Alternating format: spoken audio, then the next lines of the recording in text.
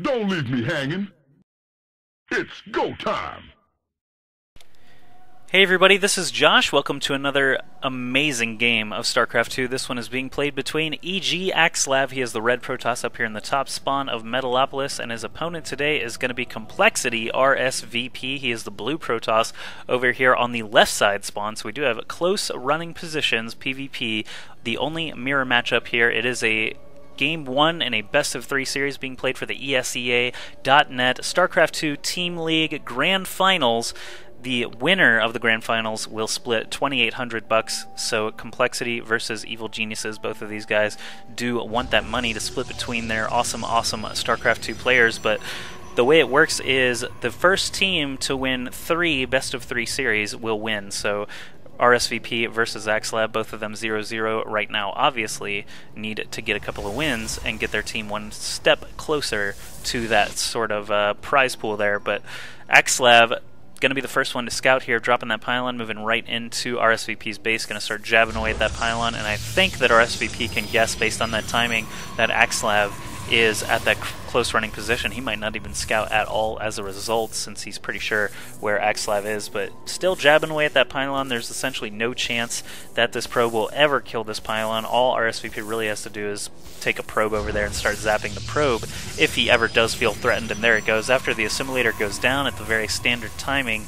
it's just probe-on-probe warfare at this point. AskJoshy probably just going to head on out of there. Did he even see the assimilator? Yeah, at least he was close enough to see that action, but Gateway coming up for AskJoshy at the exact same time, as well as the assimilator. Actually, he's a little bit slower on the assimilator, which is kind of surprising, and a little bit slower on the Gateway, so RSVP just getting out there one little tick faster. It looks like he is even on probes too, but AskJoshy is a little bit ahead on probes, as he is using that chrono boost as soon as it's available. RSVP actually pooling his a little bit. Cybernetics core coming up for RSVP way sooner than AskJoshy. He is actually skipping that second pylon. There goes the second pylon now, and AskJoshy is going for a little bit more conservative second pylon first. So RSVP, first one to get that cybernetics core done. Let's see if it actually ends up making a difference. He does have, 3 probes working off this assimilator now. He could actually build another one next, or could be going for some more gateways. PvP sometimes is still about 4-gate versus 4-gate. Sometimes it devolves into Colossus wars, but every once in a while we'll see a pretty interesting game and some nice variations in tech, so we'll see which strategies these players opt for here. AskJoshy actually going for a second gateway pretty quickly, getting out his first stalker. RSVP just now dropping his second gateway, so he's going to be a little bit behind on that, but it looks like he's got a little bit more gas saved up in the bank. His warp gate tech is about 20 in-game seconds ahead, so still could be anyone's advantage here just based on those timings alone. And yeah, no more chrono boost being spent on the cybernetics core. He is actually about to hit 50 again. It looks like RSVP was pooling that chrono boost in his nexus for this warp gate research, so I will be surprised if he doesn't go all the way to the 4th gate. We see a 3rd one here next to his cybernetics core, but I think a 3rd one, actually a 4th one, excuse me, might be the right course of action here. AskJoshy back at home, still working off of 2 gates. He's making 2 stalkers at a time out of them. Warp gate still not quite as far along as RSVP's. He's about 60 in-game seconds ahead, RSVP is, and that could make a difference. Again, you never know what a little minute timing is going to change things in this PvP matchup. It is one of the most fragile matchups. One single stalker can sway the tide of a battle. One miss micro in the early game can cost you a lot, as we've seen in the GSL. One player that comes to mind is Huck.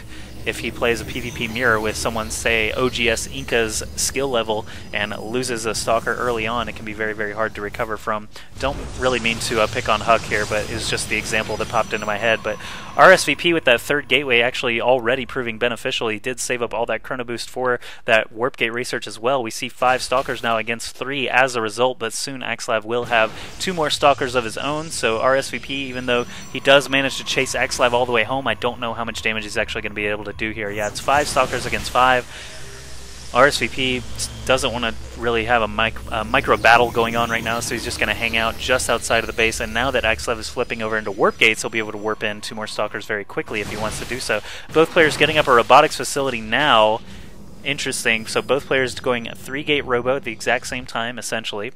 RSVP did have the 5th Stalker out a little bit quicker, but now AskJoshy has 6, so, you know, just one of those little tides of battle switching around a little bit. RSVP has 2 Zealots on the field now as well. Robotics Facility going to finish about the same time for both players. The Harvester count should still be very, very even as well. Yeah, RSVP only up by a single probe. AskJoshy looks like he is comfortable with chasing RSVP back home, and he's just going to head back home himself.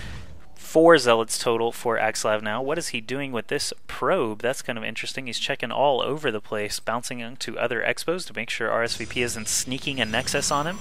Of course, these timings are very, very tight, though, and RSVP is headed for that robotics bay, as is Mr. AskJoshy. So, like I said earlier, it can either be 4-gate against 4-gate or Colossus Wars. It looks like these players are headed for the Colossus Wars. The fact that the game is still going at this point basically means they'll hit about a 12 or 13 minute timing attack, where extended thermal lance is going to make a difference. Colossi positioning will make a big difference, and I like to think that these sentries make a difference too. Of course, Colossi can stomp. They can stomp out those force fields, but you know, it can be very risky to try and move your Colossus to the front of a big battle to try and stomp out a force field. So again, that can be a very big difference. And AskJoshy still just actually has this probe on patrol now to make sure RSVP never takes a base without him knowing about it. He could actually have this gold Nexus going already, but AskJoshy wouldn't know about it. But obviously both players still sticking to their 1-base timing. It looks like RSVP is going to have the first Colossus, but I'm not sure. Oh, it looks like both players actually have sniped an observer now. RSVP managed to kill AskJoshy back over in his base. AskJoshy kills one right over in his base. First Colossus here, Robotics Bay, not researching extended thermal lances for either player, so that's kind of interesting. Both of them going for the quick second Colossus, it looks like. He is saving up a bunch of money here. He could already get those extended thermal lances. Actually, just about to hit 200 gas. Yep, does queue up that second Colossus, and I really expect RSVP to do the same. So the fact that AskJoshy was the last one to get an observer snipe means that he will be able to get all the scouting information. He sees that RSVP is still on that 3-gate 1 robo just like he is, and there is an observer kill once again. So just exchanging those scouting observers over and over and over. Have another one out for RSVP now, so he is going to head over to AskJoshy's base. AskJoshy probably going to want to rebuild one so he can kill that one, but 2 Colossi apiece for our 2 Protoss players. No extended thermal lances still, so they are staying as close as they possibly can on their unit counts. Let's look at the Army tab and see RSVP is ahead by only 3. He's also ahead by 3 workers, which is kind of surprising because they haven't actually lost any units aside from those observers. AskJoshy has lost 3 units evidently, but RSVP really only losing an observer up to this point. That's pretty impressive.